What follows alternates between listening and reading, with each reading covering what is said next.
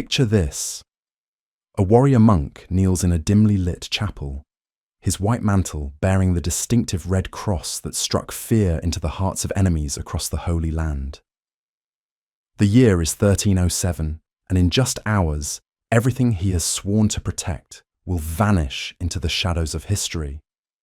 But what if I told you that the greatest secret of the Knights Templar wasn't gold or relics, but something so dangerous that the Vatican still guards it nearly 7 centuries later? You think you know the story of the Templars.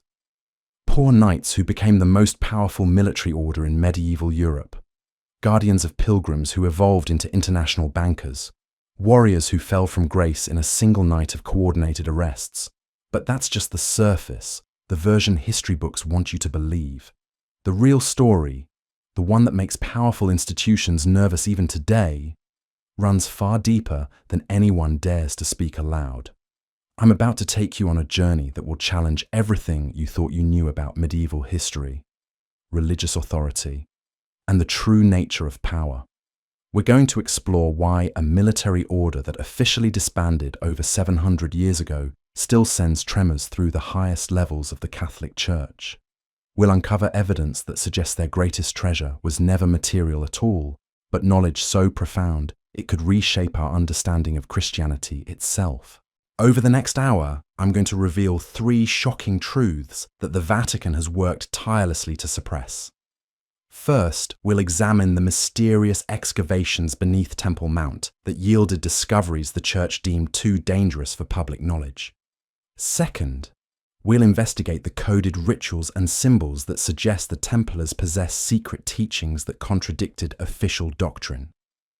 And finally, we'll trace the modern connections that prove this ancient order never truly disappeared, but simply transformed into something far more subtle and enduring. But before we dive into these revelations, let me establish why this matters today.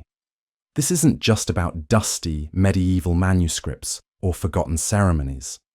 The implications of what the Templars discovered and preserved reach into the present moment, touching on questions of religious authority, historical truth, and the very foundations of faith itself. The Vatican's continued silence on certain aspects of Templar history isn't accidental. It's calculated, deliberate, and absolutely essential to maintaining the narrative they've constructed over centuries.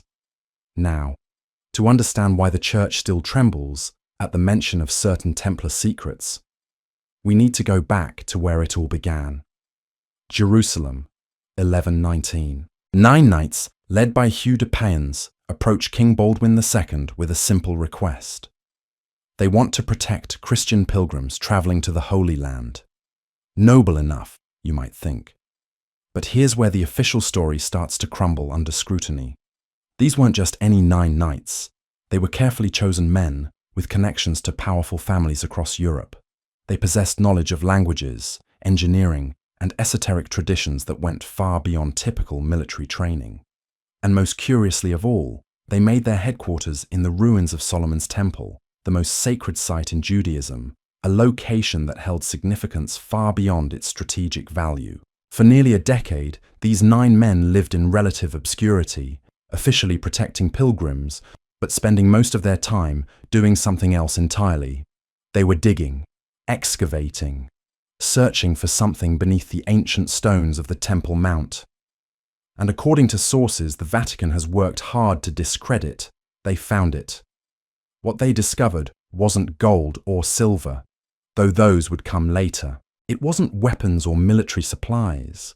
Instead, they unearthed documents, artifacts, and knowledge that would transform them from obscure knights into the most feared and respected order in Christendom.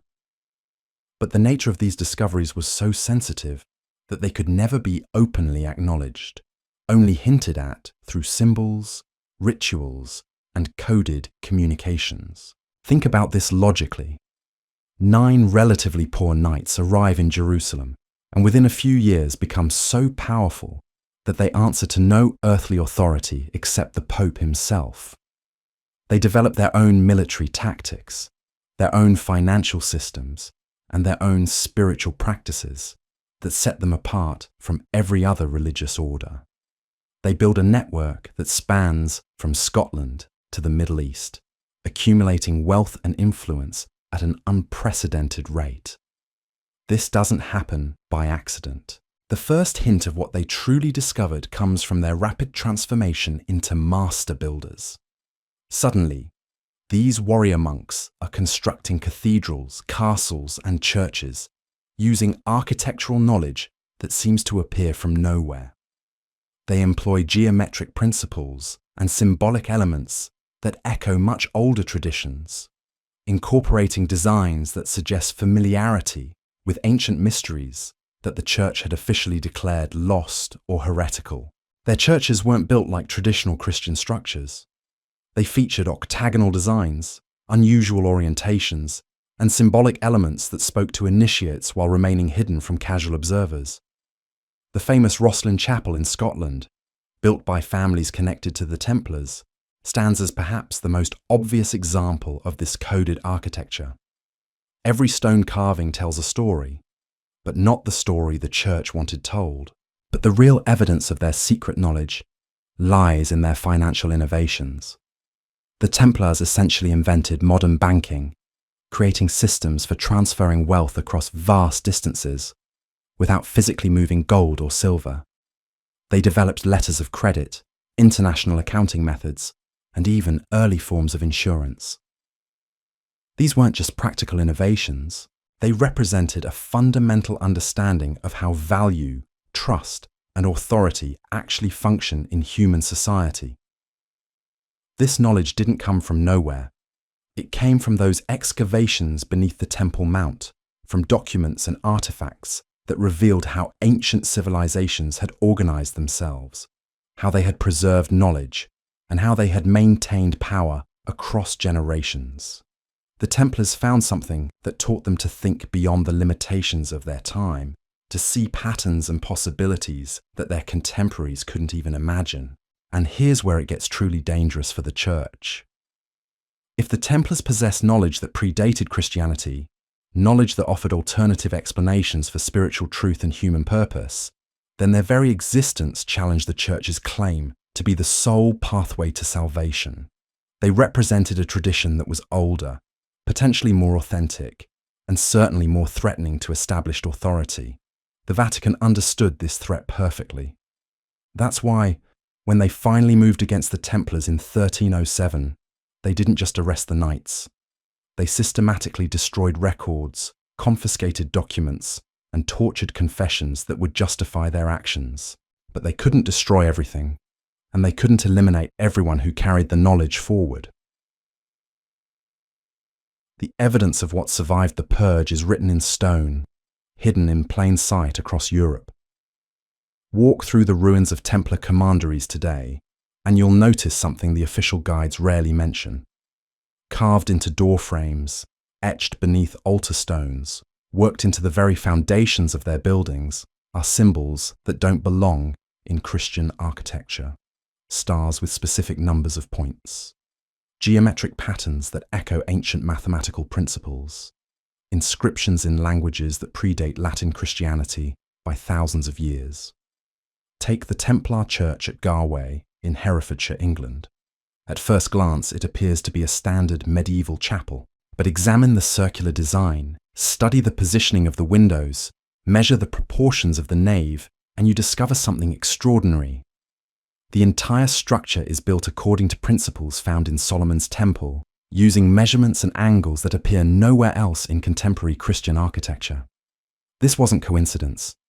This was deliberate preservation of knowledge that officially no longer existed. The same pattern emerges across their network. From Portugal to Poland, Templar sites demonstrate architectural sophistication that seems to draw from sources beyond medieval European understanding. They incorporated elements from Islamic mathematics, Jewish mysticism, and even older traditions that scholars struggle to identify. These weren't just buildings, they were libraries written in stone, preserving knowledge that written records could never safely contain. But perhaps the most compelling evidence of their hidden knowledge lies in their approach to money and power itself. The Templars didn't just become wealthy through conventional means, They understood something fundamental about the nature of value that wouldn't be formally recognized by economists for centuries. They grasped that wealth isn't just about accumulating resources, but about controlling the flow of information, the perception of authority, and the mechanisms of trust itself. Their banking system wasn't revolutionary just because it was efficient. It was revolutionary because it demonstrated a sophisticated understanding of human psychology and social organization. They knew that power doesn't ultimately rest in armies or treasures, but in the ability to shape what people believe about reality itself. And this knowledge, this insight into the true mechanics of civilization, posed an existential threat to every established institution of their time. The Church recognized this danger immediately. The Templars weren't just a military order that had grown too powerful. They were a competing source of authority, one that claimed legitimacy from sources older and potentially more authentic than papal decree. Their very existence suggested that spiritual truth might be accessible through paths the Church didn't control. That divine knowledge might be preserved in traditions the Church had declared heretical or non-existent. This is why the charges brought against them were so specific, so carefully crafted to destroy not just their organization but their credibility. Accusations of heresy, of worshipping false idols, of conducting blasphemous rituals. These weren't random slanders.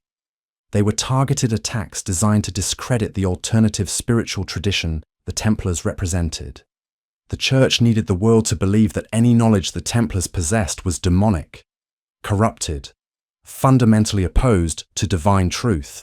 But even under torture, even facing execution, many Templars refused to confess to these charges. They went to their deaths maintaining their innocence, insisting that their practices were consistent with true Christian teaching. This wasn't just stubborn pride. This was the behavior of people who possessed knowledge they considered sacred, who believed they were protecting something more valuable than their own lives. And here's where the modern Vatican's continued silence becomes most significant.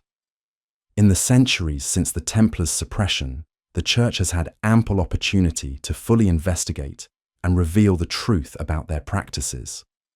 They've had access to confiscated documents, sealed archives, and testimony from multiple sources. If the Templars were truly guilty of the charges brought against them, if their knowledge was genuinely demonic or heretical, why hasn't the Church produced definitive proof? Instead, we see a pattern of careful management, of selective disclosure and strategic silence.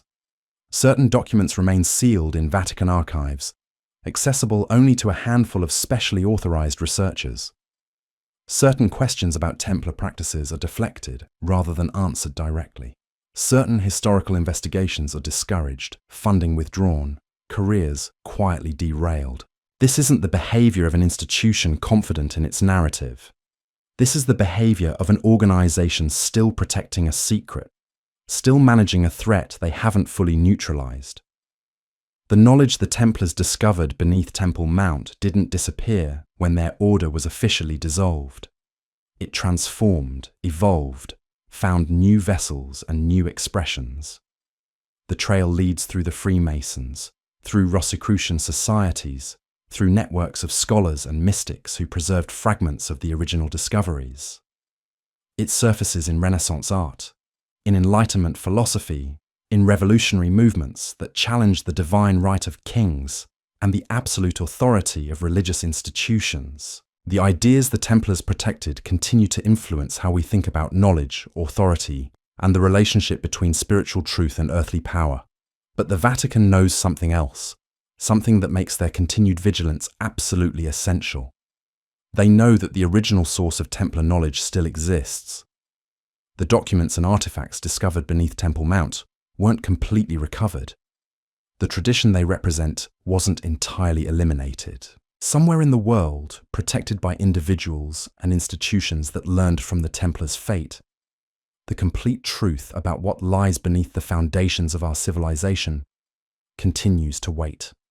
And that possibility That chance that one day the full scope of ancient knowledge might be revealed, that alternative explanations for human history and spiritual truth might emerge from the shadows, represents an ongoing existential threat to religious and political establishments that have built their authority on controlling access to sacred truth. So, here we are, standing at the edge of a mystery that spans 7 centuries. We've traced the path from those 9 knights digging beneath Temple Mount to the Vatican's modern archives, from coded stone carvings to digital encryption, from medieval banking innovations to contemporary power structures.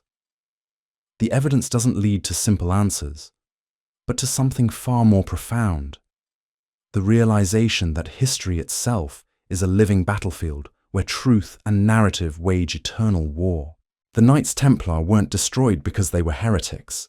They were eliminated because they possessed knowledge that threatened the very foundations upon which institutional authority rests.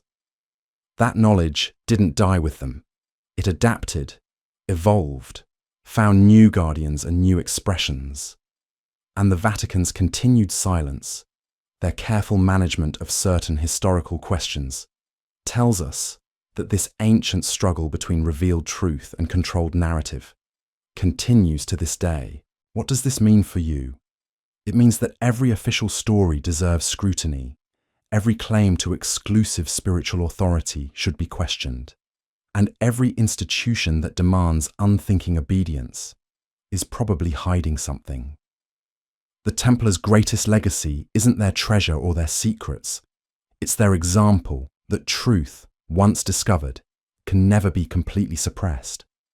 It will always find a way to surface, to challenge, to illuminate the shadows where power prefers to operate. The next time you walk past a cathedral or see that familiar red cross on white background, remember, you're looking at symbols of a story still being written, a truth still fighting to be free.